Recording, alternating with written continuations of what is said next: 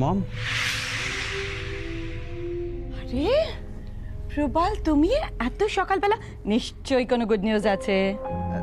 না মানে ওই আর কি, ওই এত কি তো কথা বলতে গেলে কেন আজকাও বলো তো, যা বলো পরিষ্কার করে বলো না। না না, বলছিলাম যে ওই একটা ভালো চান্স পেয়েছিলাম জানেন কালকে, কিন্তু পেয়েছিলাম। তুমি বসো তো, বসো বসো বসো বসো বসো। তুমি সেই চান্সটাকে কাজে লাগিয়েছো সেটা বলো। না সেটাই বলছিলাম আর কি। আসলে বাড়িতে কালকে কেউ ছিল না, আমি মালবাড়ির চাবিটাও পেয়ে গেছিলাম হাতে, কিন্তু মা, ও মা, কি রে ওসব গেল কোথায়? দাদা, হ্যাঁ তুই এখানে কি করছিস? মা কোথায়? ও জ্বর জ্বর এসছে তো, থার্মোমিটারটা কথা বলতো, থার্মোমিটারটা খুঁজছিলাম। জ্বর? কার জ্বর? আরে বাবা আমারই জ্বর, কার জ্বর হবে? থার্মোমিটারটা কবে জানিস? তোর জ্বর এসছে? মা জানে? না মা তো কোথায় বেরোলো। কই দেখি, তোর চোখ মুখ দেখে একদম বোঝা যাচ্ছে না জ্বর এসছে। দেখি তো গায়ে হাত দিয়ে। তুই ডাক্তার, যে বুঝে যাবি দেখি জ্বর এসছে কিনা। হ্যাঁ, তুই ডাক্তার আর কি আছে, জ্বর নিয়ে তো চোখ মুখ দেখে বোঝা যায়, তাই আমি বললাম তো জ্বর জ্বর লাগছিল, সেই জন্য থার্মোমিটারটা খুঁজছি আমি। আচ্ছা দাদা, থার্মোমিটার তো আমাদের টেবিলে ড্রয়ে থাকে, তুই এই ছোট আলমারির কাছে কি করছিলি? গডনেস। শ্রেয়া, ঝিমলি ঝিমলি শ্রেয়া, এই দুই বোনের চক্কর থেকে কবে বেরোবে তুমি বলো তো? আশ্চর্য ব্যাপার, বাড়িতে কেউ ছিল না, আলমারির চাবি পেয়ে গিয়েছিলে, তবু কাজটা করতে পারলে না। ওই ঝিমলিকে কায়দা করে বাড়ির বাইরে পাঠাতে পারলে না? কি বলছেন মম? ঝিমলিকে কায়দা করে বাড়ি থেকে বার করে দেবো? আপনি ওকে চেনেন না?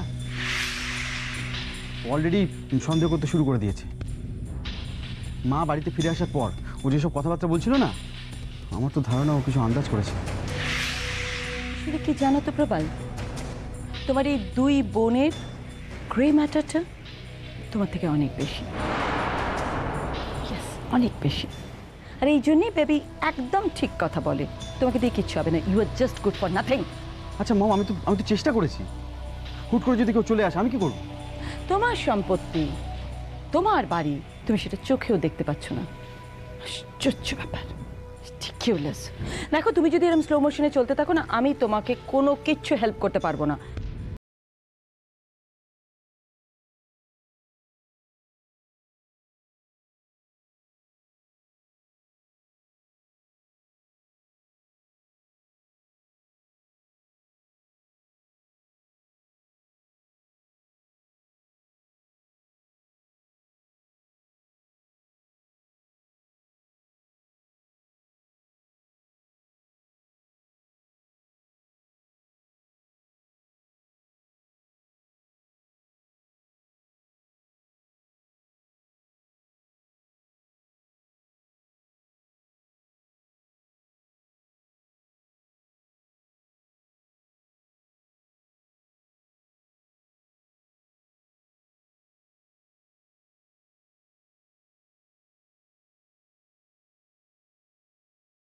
লাথি মেরে বাড়ি থেকে বার করে দেবে।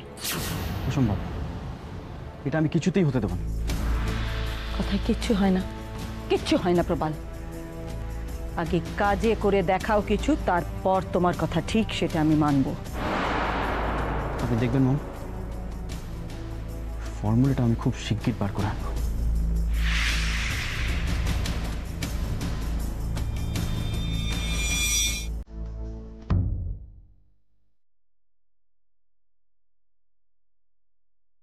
তোমার কাজে আমার যথেষ্ট কনফিডেন্স আছে, কিন্তু মাথাটা ঠান্ডা করে কাজ করো, because Shreya is very daring. আর প্লাস পয়েন্ট হচ্ছে she has a very cool brain. লেবারদের দুটো মিষ্টি মিষ্টি কথা বলে কয়েকটা প্রবলেম সলভ করে দিয়ে ও নিজেকে দেবী বলে মনে করছে। তো এবার এমন ঝুলান ঝুলবে না দেবী,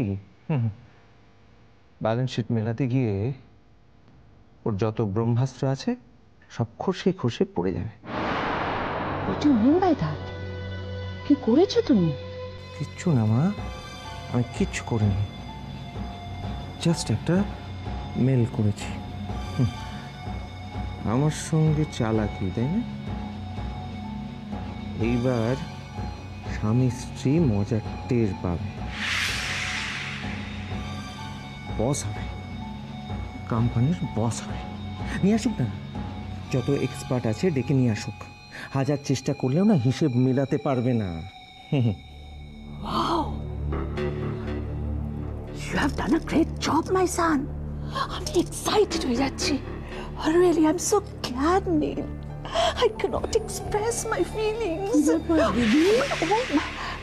খুশিতে একবারে ডগমগ করছেন যে, হ্যাঁ? ওদিকে শ্রেয়া জিতে গেল, এদিকে আপনারা আনন্দ করছেন, হ্যাঁ?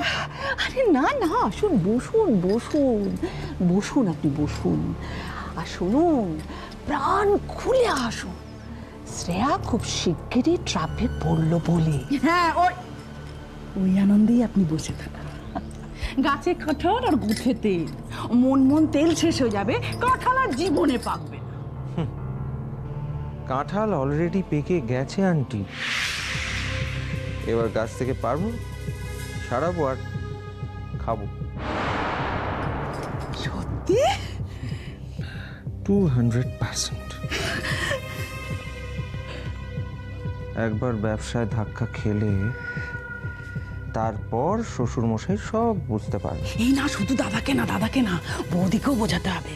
বৌদিকে আচ্ছা করে বোঝাতে হবে যে দুধ কলা দিয়ে বাড়িতে একটা বড় কালসাপ পুষেছে, ব্যবসাটাকে না লাটে ওঠাতে হবে। ও ভিক্ষে থালা নিয়ে ফুটপাতে গিয়ে দাঁড়াবে। শুধু রূপসার মা বাবা নয় আন্টি, তাহলে দাদা বৌদিও বুঝতে পারবে কত ধানে কত চাল। যখন সবকিছু তালগোল পাকিয়ে গিয়ে খিচুড়ি হবে না, তখন এই নীলের কাছে আসতে হবে। করো বাবা, এমন কিছু একটা করো, ওই শয়তানটার মুখে না আমরা জমা ঘষে দেব।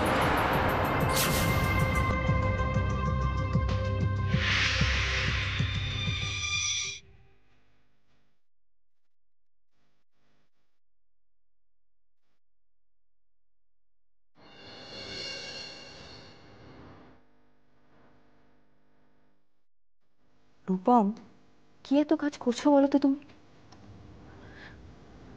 আর লুচিগুলোর অবস্থা দেখেছো? এরপর চামড়ার মতো লাগবে। ওগুলো নিয়ে যাবেন, খাবো না, ওগুলো নিয়ে যাবেন। আর তুমি ফোন ধরছো না কেন? হ্যাঁ, ফোন ধরছো না কেন? কেন, কি কেউ ফোন করেছে নাকি? দিব্যেন্দু ফোন করেছি, মোবাইলে পাইনি বলে ল্যান্ডে ফোন করেছে, দেখো। আরে বাবা, একটা মিসড কল। নাও ধরো। হ্যালো। হ্যাঁ, আরে কি হয়েছে আমার, হ্যাঁ আমার ফোনটা সাইলেন্ট করা ছিল, আমি বুঝতে পারিনি, সরি। আচ্ছা একটা কাজ কর, তুই তোর মতন এগো, আমি পরে যোগাযোগ করে নিচ্ছি তোর সঙ্গে। হ্যাঁ, আরে না হবে না, আমি একটা বিশ্রী কাজে ফেঁসে গেছি। হ্যাঁ হয়ে যাবে, চাপ নেই, না ওসব। হ্যাঁ, ওকে, হ্যাঁ রাখছি। হ্যাঁ রূপম, হ্যাঁ। তোমার স্টমাক আপসেট না তো? আরে না, আরে তেলে ভাজা এসব এখন এত বেলা করে আর খাবো না। কি আশ্চর্য, আমি তো অনেকক্ষণ আগে দিয়ে গেছি, তুমি লেট করেছো খেতে। আচ্ছা কেন তুমি বলো তো, খাওয়া নিয়ে জোরে করছো কেন? আরে খিদে পেলে খেয়ে নেবো, বাচ্চা ছেলে নেবো।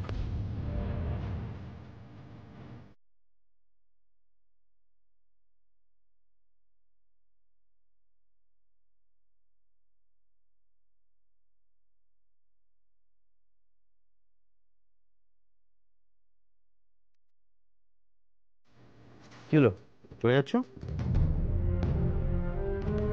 থেকেই বা কি লাভ, অর্ধেক কথা শুনছো, অর্ধেক কথা বলছো। এই ব্যাপার।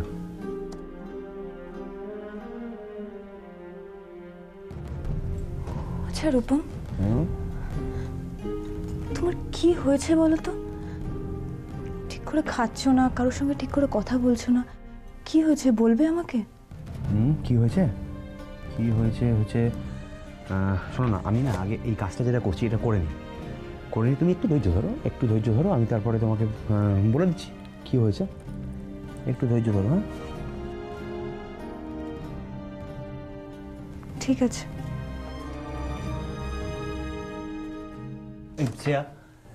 এখন যদি এ ঘরে কেউ আসতে চায় না, আসতে দেবো না। আর কেউ যদি ল্যান্ডলাইনেও ফোন করে বলো আমি নেই, হ্যাঁ ডিস্টার্ব করবো না।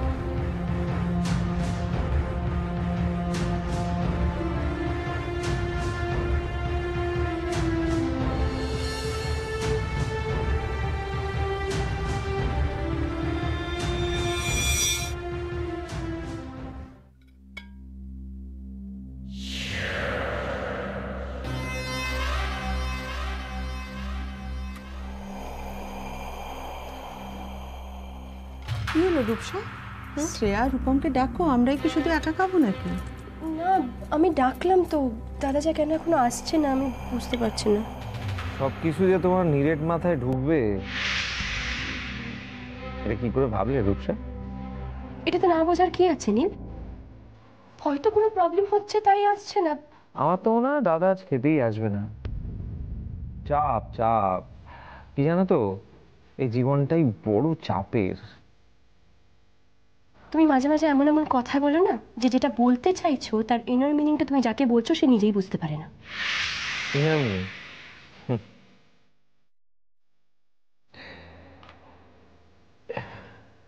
এই যে গ্লাসটা দেখছো, কি দেখছো বলো তো? গ্লাসটায় অর্ধেক জল ভরা আছে তো। আর আমি বলবো গ্লাসটা অর্ধেক খালি। ইয়েস, এটাও তো কারেক্ট। সেটাই তো, কে কোন অ্যাঙ্গেল থেকে বিষয়টাকে দেখছে সেটাই আসল কথা। এই তো শ্রেয়া এসে গেছে। শ্রেয়া, রূপমকে ডাকো, আমরা কি একা একাই খাবো নাকি? না আন্টি, রূপম তো টেবিলে খেতে আসতে পারবে না।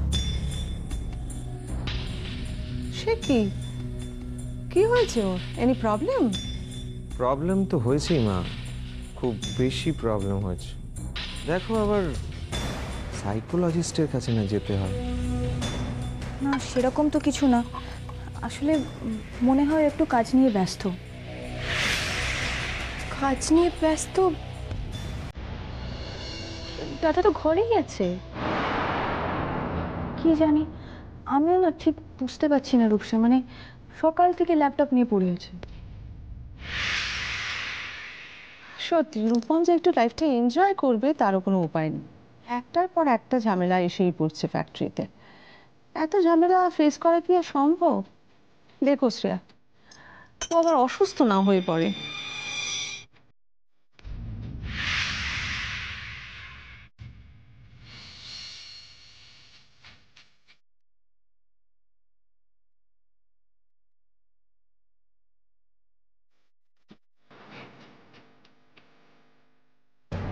আম, রূপসা, আমাকে একটু লেবু দেবে প্লিজ? লেবু তো কাটা নেই মাদান, আমি কেটে আনছি কেটে আনছি।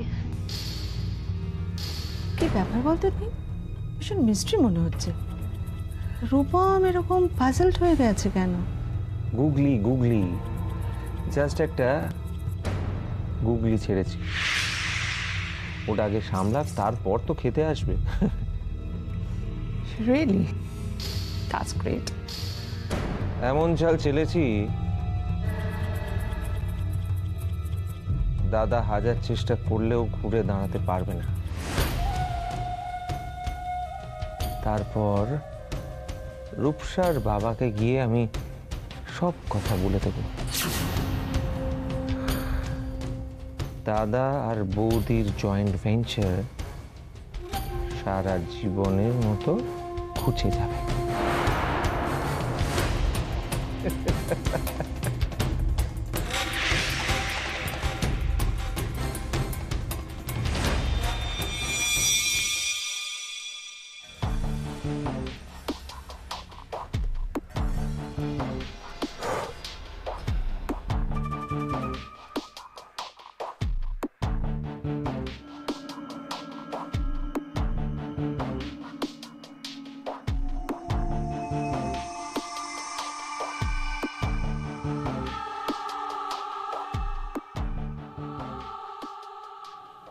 না, এভাবে তো হবে না।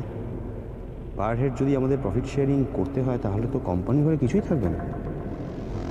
ধরে নিলাম কোম্পানির প্রোডাকশন বাড়লো, কিন্তু তাতেই বা কি? 8 ঘন্টার জায়গায় কেউ তো 16 ঘন্টা কাজ করবে না। 1 ঘন্টা ওভারটাইম করলে যা প্রফিট হবে সে তো ইনসেন্টিভ দিতে গিয়ে শেষ হয়ে যাবে।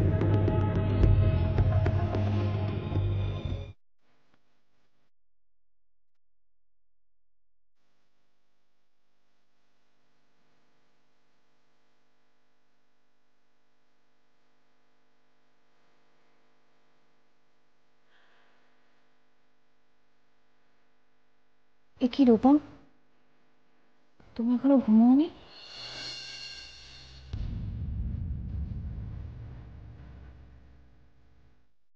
ঘুরোতে কটা বাজে খেয়াল করেছো?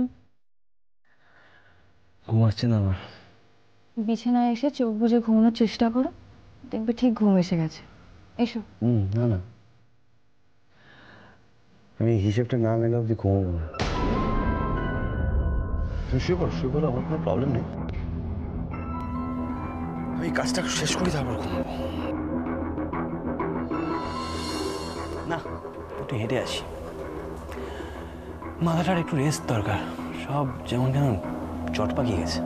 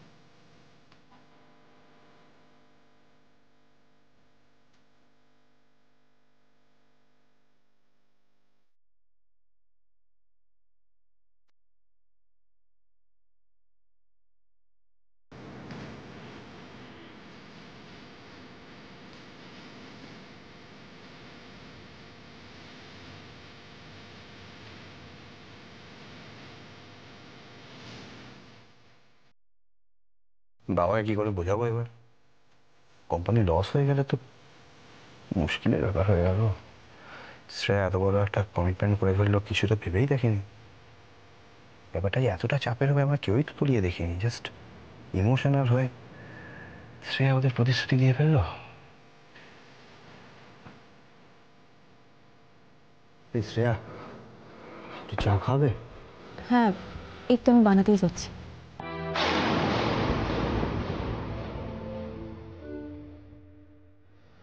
মিরাকেল, এটা কে করেছে?